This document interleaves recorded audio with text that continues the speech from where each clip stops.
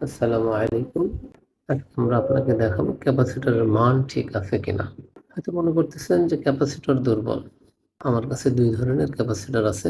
একটা হলো 2.5 মাইক্রোফ্যারাডের box capacitor, আর একটা হলো 3.5 মাইক্রোফ্যারাডের টিউব ক্যাপাসিটর।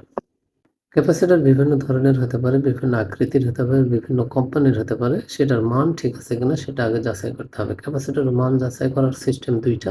একটা হলো ক্যাপাসিটি সাপ্লাই দেওয়ার পর চার্জিং হবে। ক্যাপাসিটরের ধর্মই হলো চার্জিং হওয়া। নেগেটিভ পজিটিভ যখনই পাবে এটা ফুল, এর ভিতরে কিছু মাইক্রো পদার্থ আছে। এই পদার্থগুলো চার্জিং এবং ডিসচার্জিং হয়। এই চার্জিং হওয়ার পর ২টা প্রান্তকে এভাবে শর্ট করে দিলে ফায়ারিং করে ডিসচার্জিং। কাজটা খুবই বিপজ্জনক। এজন্য আমি এই সিস্টেমটা আপনাদেরকে দেখাবো না। আমার ক্যাপাসিটর যেহেতু চার্জ করা নাই, অনেকক্ষণ আগেই খোলা হয়েছে, এই জন্য এটা ডিসচার্জ অবস্থায় আছে।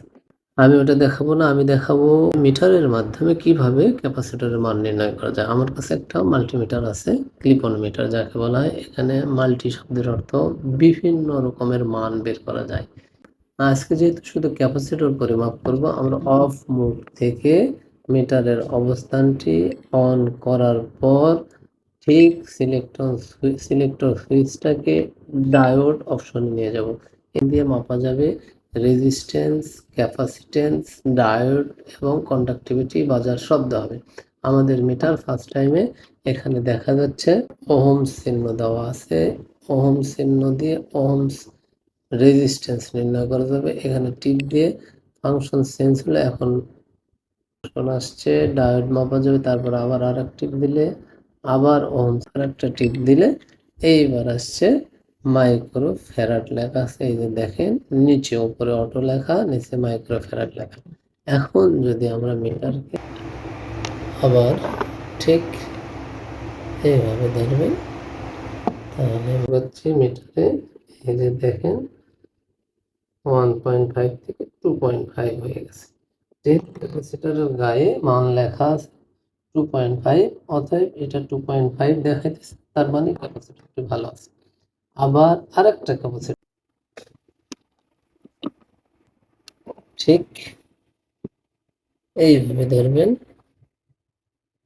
তাহলে চেঞ্জ হয়, তাহলে বুঝবো এটা যেহেতু কিছুই দেখাচ্ছে না, সেহেতু বিভিন্ন উল্টোপাল্টা মান দেখাইতেছে, দশমিকের পরের সংখ্যা, অতএব এই ক্যাপাসিটরটি ভালো নেই।